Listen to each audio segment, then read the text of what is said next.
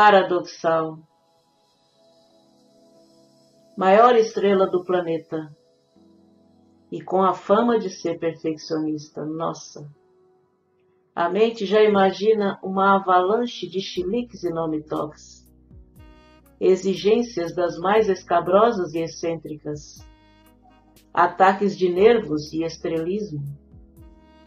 Um mimado exigindo coisas do tipo: me sirvam, me papariquem, me abanem, deitem-se no chão para me servirem de tapete. Quero 300 dúzias de flores silvestres que não existem no seu país. Ou quero 200 toalhas brancas por dia no meu camarim. Mas aí você vê entrar uma figura sem ostentação, sem passos largos e nariz para cima. Uma figura fina na forma e na essência. Gentil, cortês, invariavelmente educada. Quanta delicadeza em sempre pedir e não mandar. Quanta generosidade em agradecer cada gesto, cada atendimento às suas solicitações. Quanta humildade em abençoar cada elogio, cada referência à sua performance ou à sua pessoa. Esse menino de sorriso meigo e sincero, sem soberba e sem arroubos de estrelismo, é o homem mais famoso do planeta, respeitado e reverenciado por autoridades e personalidades mundiais. Mas é, e por isso o é, porque soube exercitar a virtude da gratidão e da humildade em cada momento da sua vida artística e pessoal. Michael é sempre grande demais ou pequeno demais, nunca um lugar comum. É sempre amado demais ou odiado demais, porém nunca indiferente. Tem a força interior de um mestre e a fragilidade física de um passarinho. O olhar traz força e profundidade, mas traz também ternura. O semblante carrega a autoridade, a firmeza, a candura e a serenidade ao mesmo tempo. Ele consegue ser o guerreiro e o anjo simultaneamente, porque em seu interno convivem em perfeita harmonia a natureza humana e a natureza espiritual, o profano e o divino na dose perfeita. Força e fragilidade. Aparência frágil como uma planta, leve, delgado, passos sutis e quase inaudíveis. É praticamente uma outra dança. Mas ele corre, e como corre! Nas inocentes palavras do seu caçula Blanket: não aposte corrida com meu pai, porque você vai perder. Porém, mesmo correndo, Michael parece não ter peso. Parecia uma entidade tentando caminhar na terra. Observa um jornalista que fez a cobertura de Michael quando a World Dangerous Tour passou por São Paulo. Mas o Michael que vemos no palco é um homem forte. Basta denotar o seu fantástico condicionamento físico. São 2 horas de dança, saltos, flexões e contorções que parecem não o fatigar. Pequenos exercícios de respiração reconstituem, em alguns segundos, as energias físicas do astro. E ele está pronto para mais uma performance de arrancar o público do chão e do juízo. Jackson tem também considerável força nos braços e pernas, nas suas próprias palavras ele é capaz de levantar um adulto sem esforço. No entanto, se o corpo é frágil, a alma é robusta. A postura interna do Delgado Jackson inibe tal qual a robustez de um titã. Ele tem identidade, ele tem autoridade, e diante dele ou na presença dele, tudo e todos em volta se apequenam. Grandes empresários, autoridades, políticos, celebridades, quantos deles se curvaram à força interna de Jackson, rendendo-lhe respeito e admiração? Jimmy Carter, Ronald Reagan, Jacqueline Kennedy, Nelson Mandela, centenas de artistas de diversas nacionalidades. Um homem forte, um frágil homem forte. Michael é uma brandura, mas muito forte de um jeito. Ele tem pele grossa. Quem diz isso é Katherine Jackson, sua mãe. Eu não deixo nada me derrubar, não importa o que, afirma ele próprio. E quando o mundo pensa que o venceu, ele ressurge mais forte, mais experiente, mais confiante. Invincible, unbreakable. E essa morte, entre aspas, pode não ter sido ainda a cortina final, porque nela Michael se imortalizou. Ficou encantado entre o mundo físico e o astral. Humildade e prosperidade. Comumente, humildade e prosperidade dariam a ideia de absoluta incompatibilidade, antagonismo até. Mas a verdadeira prosperidade é fruto do trabalho e da humildade. Michael sabiamente conjugou as duas coisas na medida exata do estrondoso sucesso que alcançou. Quanto mais próspero, mais humilde e mais solidário ele ficava.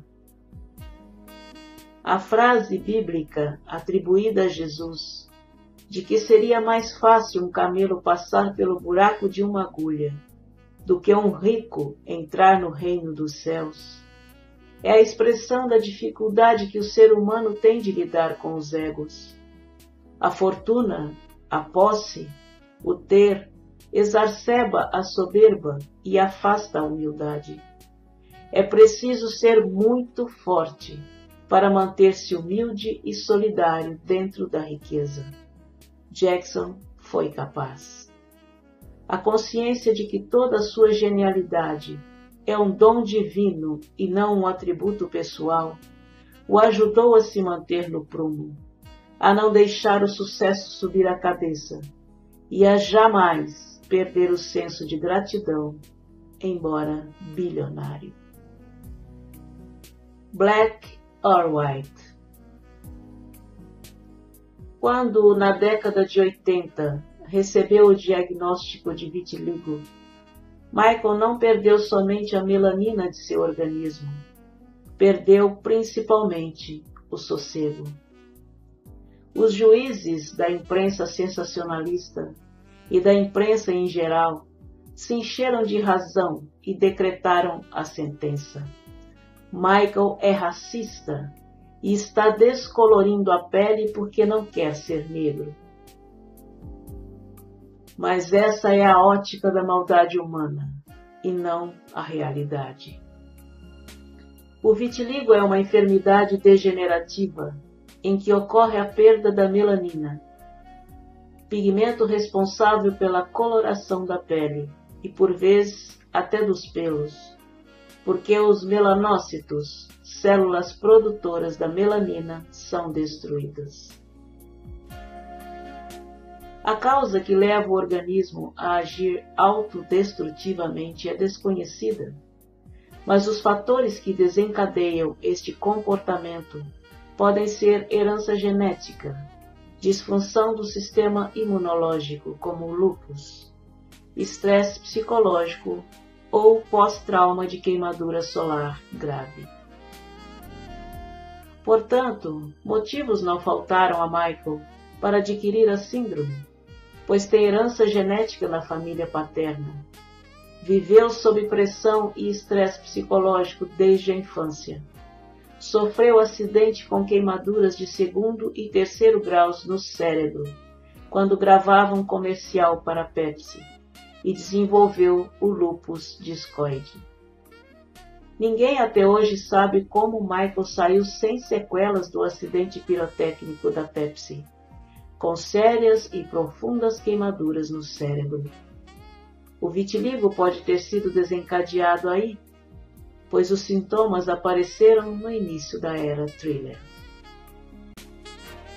A princípio, ele tentou disfarçar até mesmo da sua maquiadora Karen Fye, e se enchia de maquiagem escura para camuflar as manchas. Porém, a doença avançou rapidamente, e Michael não teve mais como esconder. Com mais de 60% do corpo tomado pelas manchas super brancas, o tratamento adequado foi clarear o restante da pele e ser injustamente acusado de racista. A dor o inspirou a escrever a lendária Black or White. Afinal, o que importa a cor da pele? Por baixo dela, somos todos iguais. Além do que, nosso caráter e nossos valores não têm cor. Uma luta psicológica. Foi isso que Jackson travou ao ser diagnosticado o vitiligo, e junto com ele, ou por causa dele, o lúpus discoide. O vitiligo em pele branca já é desconfortável. O vitiligo na pele negra é traumatizante. E Michael é um homem público. É um homem do show business, onde a imagem física é o cartão de visitas. Eu não quero ficar parecendo uma vaca malhada, disse ele à mãe. O que ele teve que enfrentar internamente, só ele pode dizer, mas não diz. Ele é discreto e é forte. Enfrenta sozinho. O paciente de vitiligo não deve expor a pele branca ao sol, pois a ausência do pigmento produz queimaduras e aumenta a predisposição ao câncer de pele.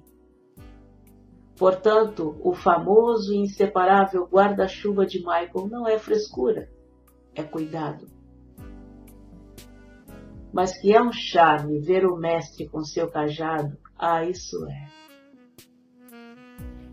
Lúpus é uma enfermidade inflamatória crônica, autoimune e recorrente de causas desconhecidas.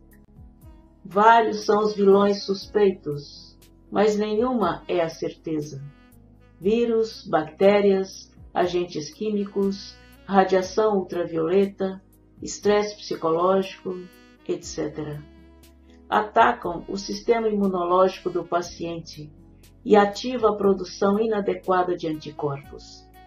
Trata-se de uma doença causadora de inflamações em várias partes do corpo, principalmente na pele, nas juntas, nos rins e no sangue. Há 3 tipos de lúpus: lúpus discoide, lúpus sistêmico e lúpus induzido por drogas. Mas vamos nos ater ao lúpus eritematoso discoide, cutâneo, por ser esse o diagnóstico de Jackson, por seu dermatologista Dr. Arnold Klein, na década de 80. Esse tipo de lúpus pode afetar, em especial, a pele e o couro cabeludo. Cerca de 10% dos pacientes do tipo discoide acabam por desenvolver o lúpus eritematoso sistêmico, LES, considerado o mais grave, porque pode atingir vários tecidos e órgãos do corpo. Os sintomas predominantes do discoide são erupções cutâneas no rosto, couro cabeludo, orelhas, parte superior do tronco, dorso dos braços, etc., como pequenas moedas vermelhas. O paciente apresenta fotossensibilidade e durante a crise pode sentir dores nas articulações. Fácil perceber os agentes desencadeadores do lúpus em Michael, não?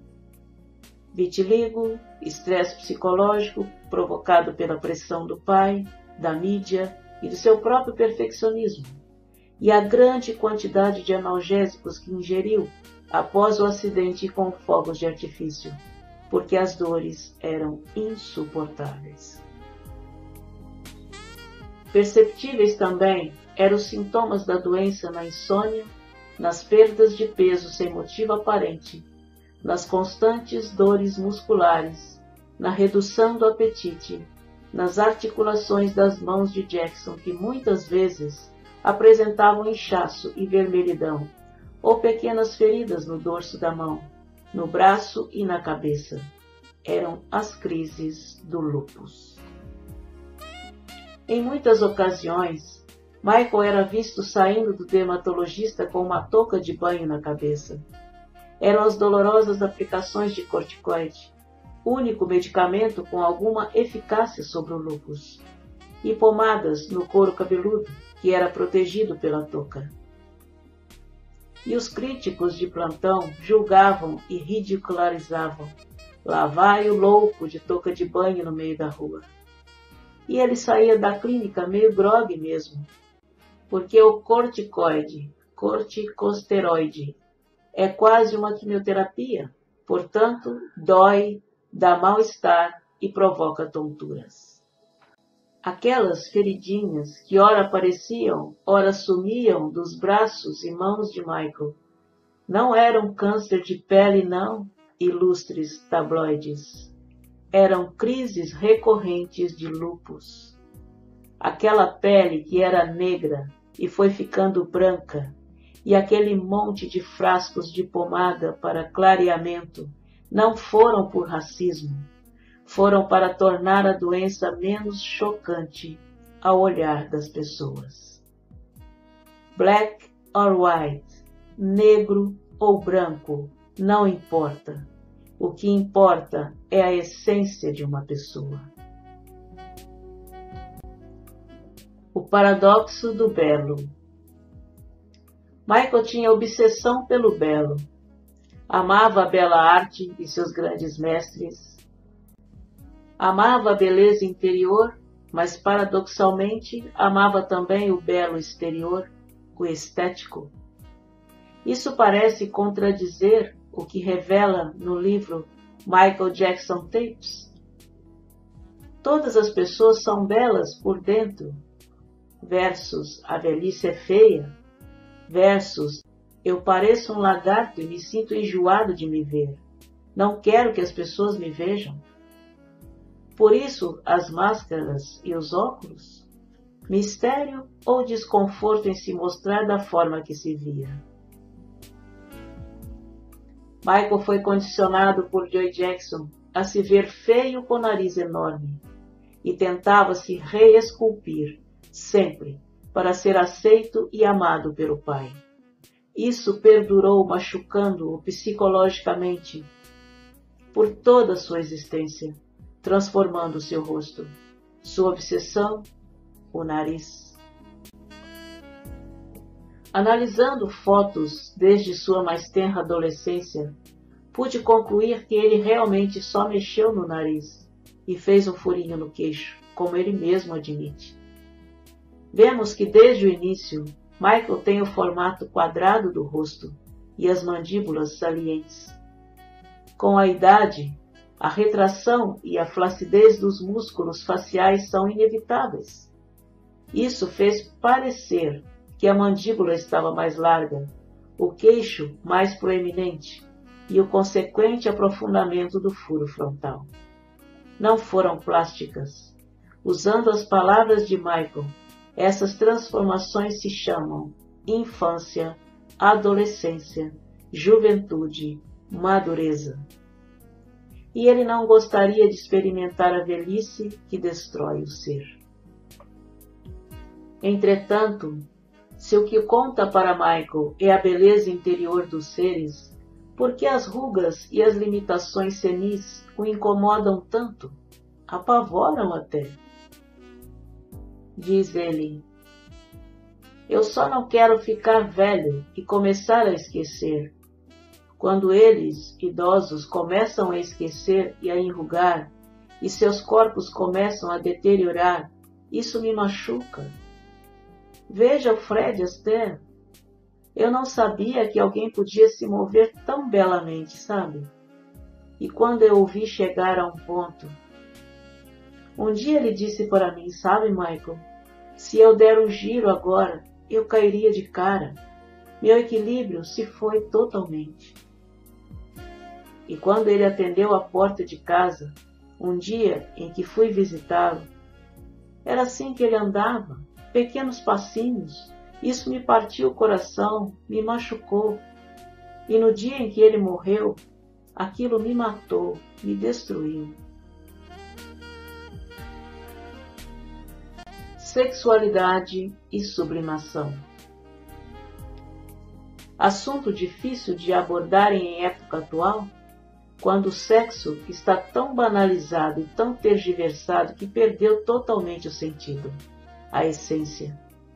Os grandes sábios da humanidade, as grandes culturas milenares, conheciam e praticavam o sexo na sua forma mais sublime, mais valorosa, mais significativa, como agente impulsionador de sabedoria e de evolução.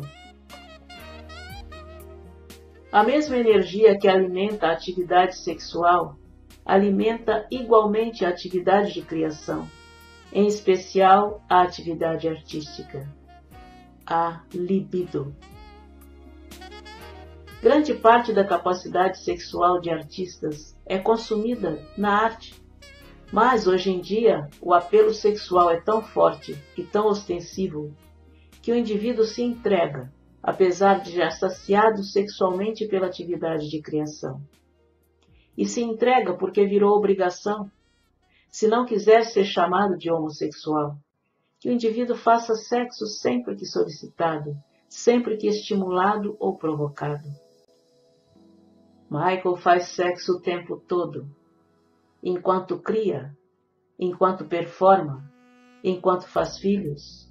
É sexo superior, é sexo alquímico, é sexo que não desperdiça a energia criadora pegando mulheres por aí, sem o menor sentido e proveito para a sua essência espiritual. A sua sensualidade explosiva no palco é um ato sexual, é um orgasmo alquímico, que jorra o sêmen para dentro e para cima, não para baixo e para fora como a maioria esmagadora de todos nós. É um orgasmo que vai para a coluna e o cérebro, para a consciência, para a essência, e ele se torna cada vez mais genial. O homem terráqueo da atualidade joga fora a própria vida na promiscuidade. Sêmen é igual fonte de vida. Na sexualidade sem afeto, e perde a vitalidade, a capacidade mental, intelectual, emocional, intuitiva, física, essencial. Ele adoece cedo, ele morre cedo. Corpo e mente se deterioram com facilidade e a decrepitude física e mental ganha terreno até perecer, e perecer muito cedo. O mesmo se aplica às mulheres. Nas civilizações antigas, quando a humanidade ainda detinha o conhecimento, a sabedoria, o líquido da vida era valorizado e preservado.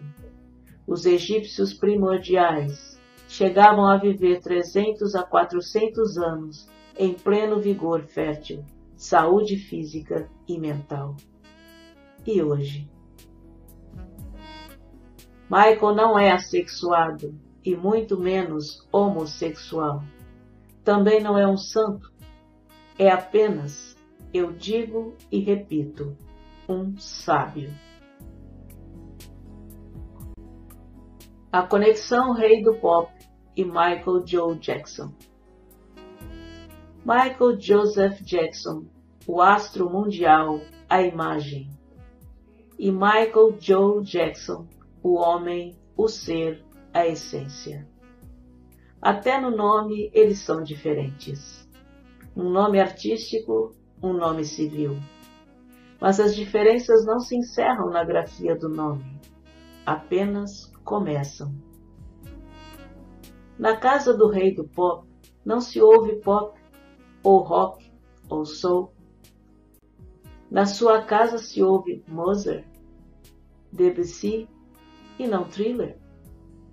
Aquela voz pequena, quase um sussurro, que se ouve em público, não é a mesma voz firme e em tom perfeitamente audível da intimidade. Muito menos se mantém na convivência familiar e com amigos a risadinha apertada e tímida, que não passa de um hi-hi-hi. Michael sabe gargalhar como ninguém. Quando, do depoimento de Debbie Rowe no processo contra Jackson, em 2005, ela chorou ao dizer que há dois Michaels diferentes. Há o meu Michael e o Michael que todos os outros veem. Mas ele não é um homem de duas personalidades, e sim um homem de identidade, de autenticidade. É tudo uma questão de postura, de saber identificar momento e lugar em que as coisas têm que ser de um jeito ou de outro. Tímido em público, ele se mostra retraído e diminuto, porém firme.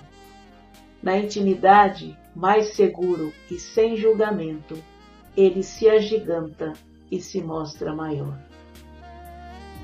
Com os filhos, o meigo e doce Michael sabe dosar carinho e autoridade, complacência e exigência. Sim é sim, não é não. E a capacidade de identificar quando pode ser sim e quando deve ser o não.